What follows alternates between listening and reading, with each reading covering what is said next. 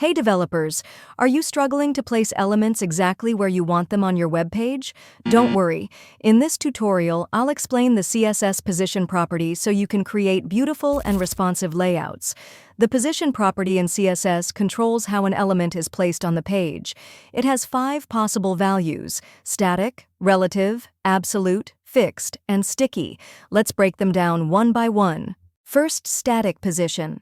This is the default position of an element in the layout.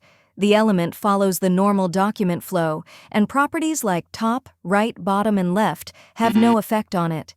It just stays in its natural position on the page. Relative position. With relative positioning, you can move an element relative to its original position in the layout. For example, if we set top 20 pixels and left 20 pixels on an element, it will move 20 pixels down and 20 pixels right from its normal position. If we use bottom 100 pixels and right 50 pixels, the element will move 100 pixels up and 50 pixels left.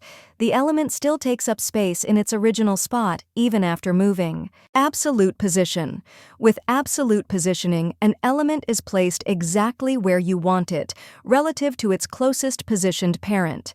For example, if we give position absolute to child 1, it might cover child 2, making it invisible. But if we add a positive z-index to child 2, it will appear on top of child 1. Removing the z-index will hide child 2 behind child 1 again. Now, if we set top 10 pixels on child 1, it will move 10 pixels down from the top of the body. Setting top 0 will make it touch the very top with no gap. If you want the element to move inside the parent element, add position relative to the parent. Then, the child element will move based on the parent, not the body. For example, setting right 0 will stick child 1 to the top right corner of the parent. But if you remove position relative from the parent, child 1 will reposition itself relative to the body instead. Fixed position. If you want an element to stay in place even when you scroll, use position fixed.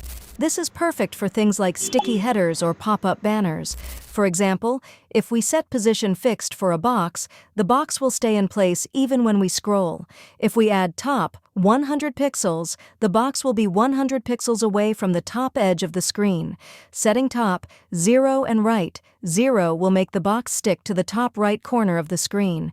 One cool thing about fixed positioning is that you can use percentage values. For example, to center an element, set top to 50% and left to 50%.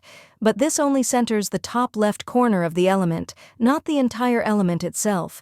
To fully center it, use the transform property. This will push the element back by 50% of its width and height, perfectly centering it. This is the same trick used for pop-ups, like those little boxes that ask you to accept cookies. Sticky position. Sticky positioning is a mix of relative and fixed positioning. It's great for sticky headers or floating navigation menus. The element behaves like a normal element, but when you scroll past a certain point, it sticks in place. For example, if we set position sticky on a box, it won't stick right away. That's because we also need to set a top, bottom, left, or right value. If we add top 0, the element will stick to the top of the viewport when you scroll past it. Setting top 50 pixels makes the element stick 50 pixels below the top of the viewport as you scroll.